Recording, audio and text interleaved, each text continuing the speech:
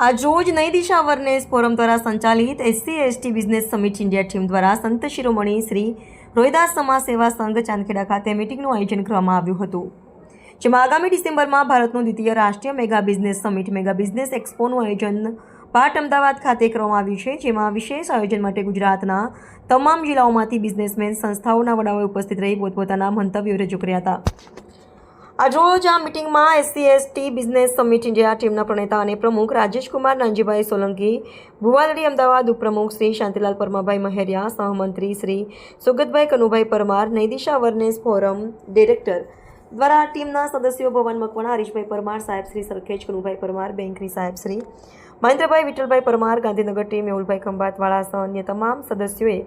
સમાજે આ મિટિંગમાં આપણા સમાજના ગુજરાતના શિક્ષણના મસીહા એવા અર્જુનભાઈ ગોહિલ દાદાને SC/ST બિઝનેસ સમિટ ઇન્ડિયા ટીમના મહામંત્રી તરીકે સત્તાવાર નિમવામાં આવ્યા। મીટિંગમાં ઉપસ્થિત મહાનુભાવોએ ખૂબ તાળીઓથી તેઓને વધાવ્યા હતા। આ સાથે અન્ય મહાનુભાવો શિક્ષણ વિકાસ સેવા ટ્રસ્ટ ફતેવાડી સરખેજ પ્રમુખ શ્રી હીરાભાઈ વાઘેલા, સાહેબ શ્રી ઉપપ્રમુખ શ્રી CP ચૌહાણ, સાહેબ સંત શિરોમણી શ્રી રોહિદાસ સમાજ સેવા સંઘ ચાંદખેડાના મહામંત્રી શ્રી NC પરમાર સહ તમામ ટ્રસ્ટીઓ,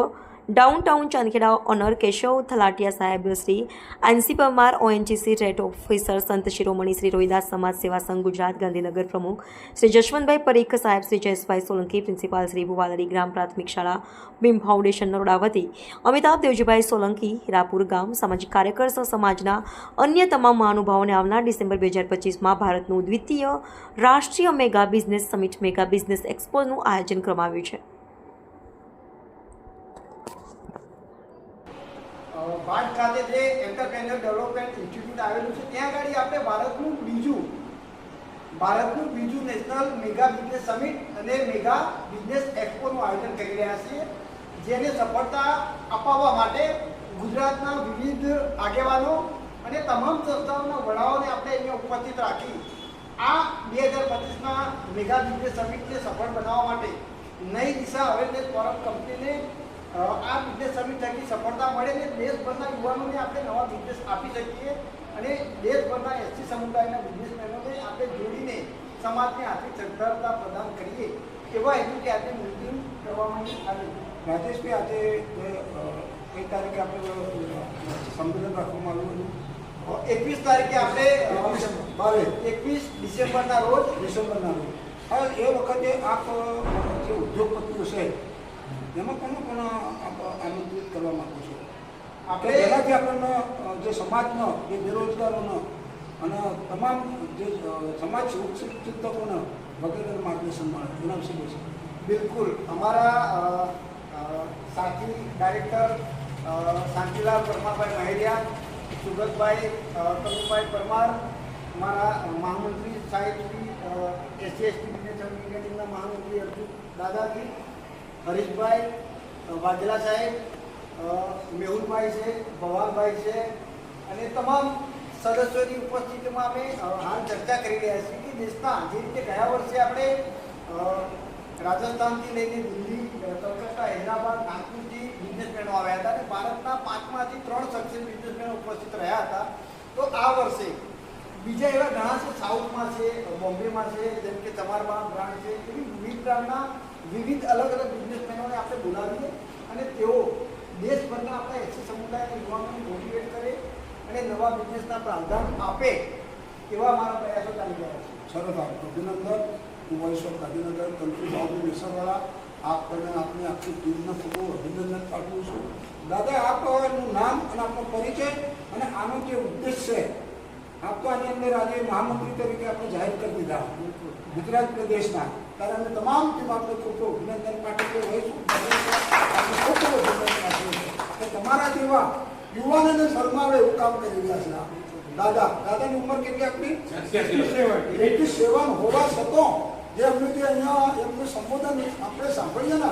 તો કોઈ યુવાન એવો સંબોધન ના કરી શકે અને એવું ઊંચા વિચારોથી અને ઊંચા અવાજથી ના બોલી શકે એવા દાદાને કહીશ કે આપણો પરિચય અને આના વિશે મુખ્ય ઉદ્દેશ શું છે અને તમે શું કરવા માગી રહ્યા છો આના વિદેશ એની અંદર?